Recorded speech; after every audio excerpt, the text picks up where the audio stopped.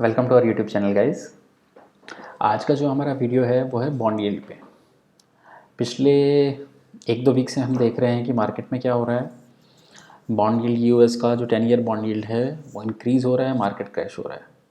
फिर थोड़ा सा नीचे आता है, मार्केट अप हो जाता है। तो मार्केट में बहुत ज़्यादा प्रॉब्लम चल रही है इस चीज़ को लेके कि अगर बॉन्ड यील्ड बढ़ेगा तो मार्केट क्रैश हो जाएगा, हम वापस से उन्हीं लेवल्स पे आ जाएंगे, बॉन्ड यील्ड का बढ़ना स्टार्ट हो गया। बहुत से रूमर्स मार्केट में फैले हुए हैं।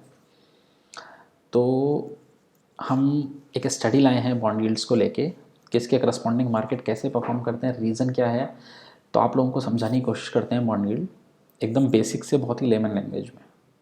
तो सबसे पहले आप ये समझिए कि बॉन्ड यील्ड है क्या। देखिए, इकोनॉमिक्स के उस पर नहीं जाएंगे, बहुत ही सिंपल तरीके से आपको समझाने की कोशिश करेंगे इसमें, ताकि लोगों को ईजिली समझ में आ जाए। और जो लोग पैनिक हो रहे हैं वो लोग पैनिक ना हो। आप ये वीडियो कंप्लीट देखिए, आपको बॉन्ड यील्ड का कम्प्लीटली चीज़ समझ में आ जाएगी कि बॉन्ड यील्ड क्या है, मार्केट पे अभी शॉर्ट टर्म पे इम्पैक्ट क्या हो रहा है, लॉन्ग टर्म का इम्पैक्ट क्या होगा, सब आ जाएगा। ओके, सो स्टार्ट करते हैं। तो सबसे पहले आप ये समझिए बॉन्ड यील्ड है क्या। सबसे पहले समझिए बॉन्ड क्या है। तो आप ये समझिए एक लेमन लैंग्वेज में, जैसे आप हैं, आपको किसी से पैसे बोरो करने हैं, आप उसे पैसे बोरो करने के बदले में क्या देते हैं? ब्याज देते हैं, इंटरेस्ट देते हैं। कि सर मैं आपसे 1000 रुपये ले लेता हूँ, मैं आपको 6% इंटरेस्ट दे दूँगा, या 10% इंटरेस्ट दे दूँगा, या 15 दे दूँगा, जो भी आपका है। उसी तरीके से गवर्नमेंट भी क्या करती है, पैसे बोरो करती है। गवर्नमेंट के भी बोरोइंग प्रोग्राम्स होते हैं। तो गवर्नमेंट क्या करती है, बॉन्ड इशूज़ करती है। आप ये समझ लीजिए, बॉन्ड इशू करती है। आजकल तो सब कुछ इलेक्ट्रॉनिक हो गया है, कागज़ का टुकड़ा दे देती है, उसमें सब कुछ मेंशन रहता है कि सर ये आपका बॉन्ड है, आपने परचेज़ किया। इसकी उसकी जो इंटरेस्ट रेट होती है वो पहले ही फिक्स हो जाती है कि इतना हम आपको देंगे। ओके, तो इस तरीके से गवर्नमेंट को जब पैसा चाहिए होता है वो बॉन्ड इशू करती है। अभी आप क्या करते हो, गवर्नमेंट से वो पेपर खरीदते हो। मान लीजिए एक हाइपोथेटिकल नंबर ले लेते हैं कि 1000 रुपये का है।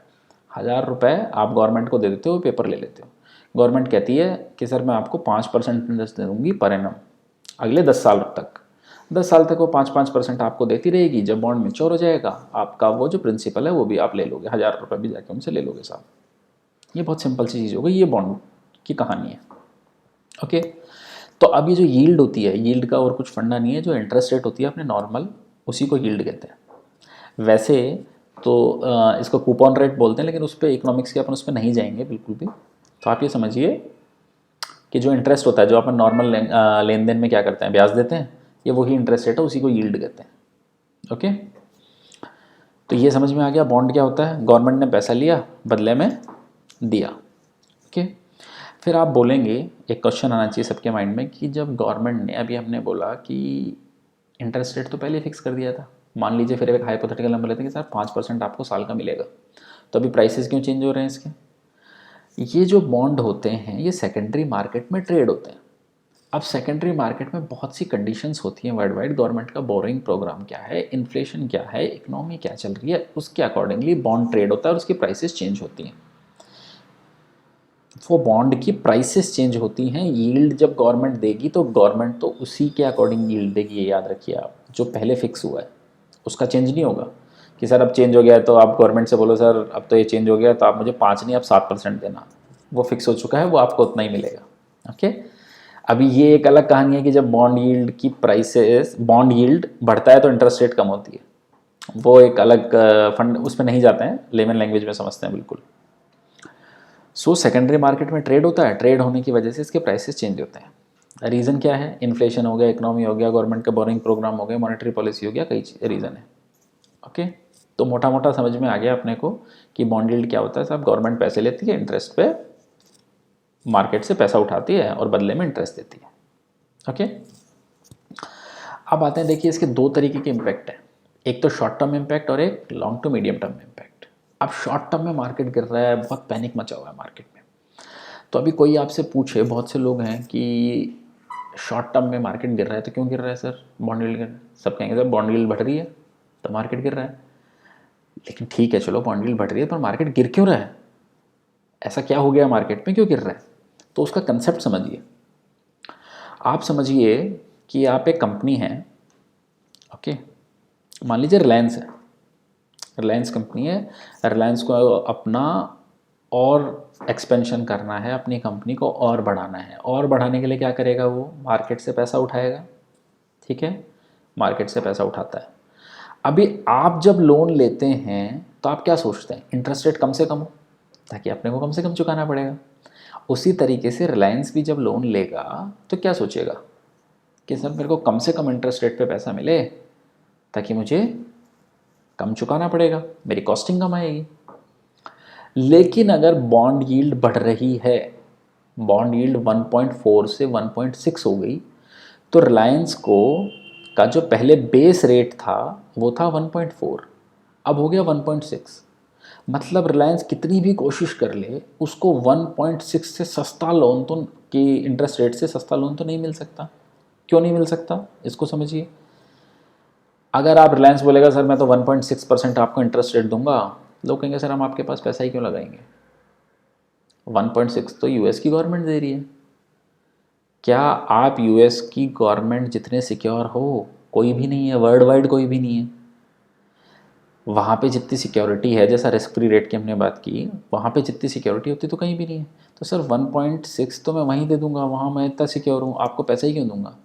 आपको तो थोड़ा ज़्यादा इंटरेस्ट देना पड़ेगा, ऑब्वियस सी बात है। तो रिलायंस को थोड़ा ज़्यादा इंटरेस्ट देना पड़ेगा। रिलायंस कहेगी सर देखो गवर्नमेंट, यूएस गवर्नमेंट तो 1.6 दे रही है ना, मैं आपको 2.5 दूंगा या 3% इंटरेस्ट दूंगा, तभी तो आप उसको पैसा दोगे ज़्यादा रिटर्न के बदले में, नहीं तो आप वहीं इन्वेस्ट कर दोगे यूएस के बॉन्ड में।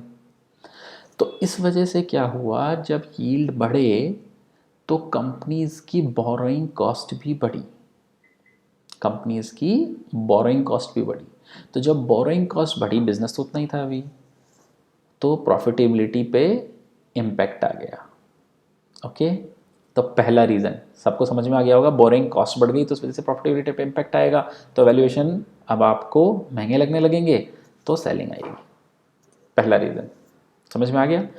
अब बहुत से लोग हैं इस तरीके के जो हाई रिस्क टेकर्स हैं।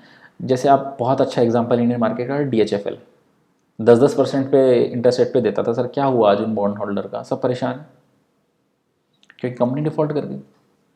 तो इसलिए जिसको समझिए, जिसका हाल ख़राब है वो ज़्यादा ही इंटरेस्ट देगा। वो कहेगा साहब मैं तो आपको 10 या 12% दे दूंगा, आप मुझे पैसा तो दो, क्योंकि उस पैसे के वापस आने की गारंटी नहीं है। You getting my point. So इसलिए कंपनीज़ की बोरिंग कॉस्ट बढ़ी, ये पहला रीज़न हो गया। सेकंड रीज़न पे अब हम आते हैं।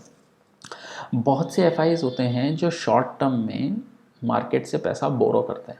बहुत से FIs होते हैं जो लोन उठाते हैं, लोन लेके मार्केट में पैसा लगाते हैं, शॉर्ट टर्म लोन लेते हैं और पैसा लगाते हैं।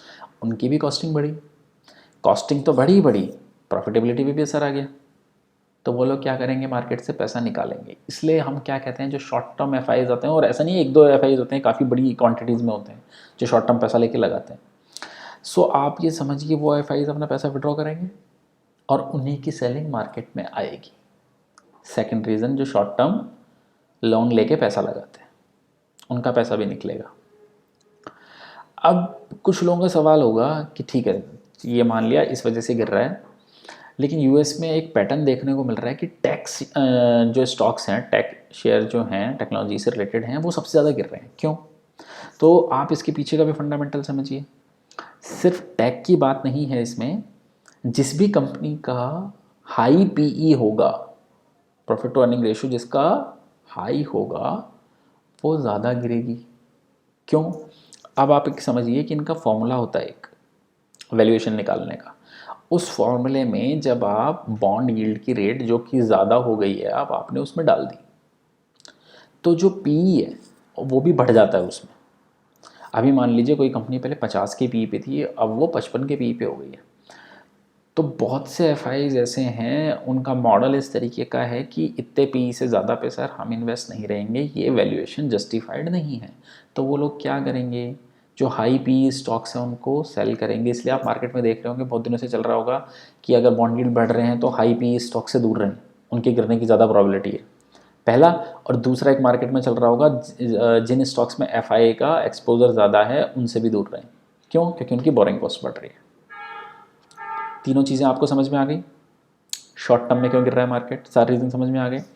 अब एक्चुअल में जो हमने वीडियो के स्टार्ट में कहा कि हमें क्या पैनिक लेने की ज़रूरत है, नहीं, तो क्वेश्चन उठता है कि सर अभी तो आपने सारा रीज़न गिना है कि मार्केट तो गिरेगा शॉर्ट टर्म में, तो पैनिक लेने की ज़रूरत क्यों नहीं है? क्योंकि जब अभी का सिनेरियो आप लीजिए तो ये जो बॉन्ड यील्ड बढ़ रही हैं, ये बढ़ रही हैं इकनॉमी हमारी बेटर हो रही है उस वजह से। अगर इकनॉमी आपकी ग्रोइंग फेस में है, उस वजह से बॉन्ड यील्ड बढ़ रही है, तो कोई इशू नहीं है। इसको देखिए कि एग्जाम्पल के थ्रू समझते हैं। 2003 से लेके 7 तक बहुत अच्छा बुल रन था, mother of all bull run, उसको समझते हैं। अब बॉन्ड यील्ड कहाँ थी, ये देखिए मैंने पहले से चार्ट खोल के रखा हुआ है। 2 जून 2003 को बॉन्ड यील्ड है 3.1, बॉन्ड यील्ड बढ़ती जा रही है, बढ़ती जा रही है, बढ़ती जा रही है, बढ़ती जा रही है। 2007 तक बॉन्ड यील्ड हो गई है 5.33, almost 70 to 80% hike in bond yield. बढ़ गया सर, तो मार्केट तो क्रैश हो जाना चाहिए, मार्केट तो क्रैश होना चाहिए। लेकिन इस टाइम भी इकोनॉमी ग्रोइंग फेज में थी, तो मार्केट के साथ क्या हुआ? 2003 वो फैब था, आई थिंक ये मार्च है, इसका लोएस्ट क्या हुआ देखिए, ऑलमोस्ट 7400 था डाउ जोन्स, कहाँ पहुँच गया सर? 2007 आते आते 14,000, ऑलमोस्ट 100% का रिटर्न। तो ये कैसे हो गया? बॉन्ड यील्ड तो बढ़ रहे थे तो मार्केट गिरना चाहिए था, जैसा आप इतने दिनों से सुन रहे हैं, बट ऐसा नहीं है। डाउ जोन्स ने ऑलमोस्ट 100% का रिटर्न दिया। अब अपने निफ्टी पे आते हैं। निफ्टी ने क्या किया? 900 पे निफ्टी था 2003, वही मार्च अप्रैल, सेम रेट सेम है। क्या हुआ सर? 6300, ऑलमोस्ट 5 to 6 टाइम का रिटर्न, फिनोमिनल रिटर्न दिया। तो आप लोगों को ये समझने की ज़रूरत है कि बॉन्ड यील्ड क्यों बढ़ रहा है, रीज़न क्या है। सेम सिचुएशंस अभी भी हैं, जैसा हम काफ़ी टाइम से कह रहे हैं कि ये बहुत स्ट्रक्चरल बुल मार्केट है, और अपनी पोजीशंस लेके बैठे रहिए जो मीडियम लॉन्ग टर्म इन्वेस्टर हैं, अगर आप अच्छे स्टॉक में हैं तो। ठीक है, उस पॉइंट पे नहीं जाते हैं कि आप कौन से स्टॉक की पोजीशन लेके बैठे हुए हैं।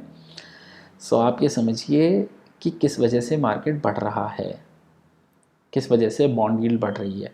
शॉर्ट टर्म में पैनिक आएगा, उसका फंडा हमने क्लियर कर दिया। लॉन्ग टर्म का परफेक्ट एग्जांपल आपको देके बता दिया कि क्या हुआ। बॉन्ड यील्ड भी बढ़ी 70-80%, यूएस का मार्केट भी बढ़ा 100%, इंडिया का मार्केट बढ़ा 500 to 600%।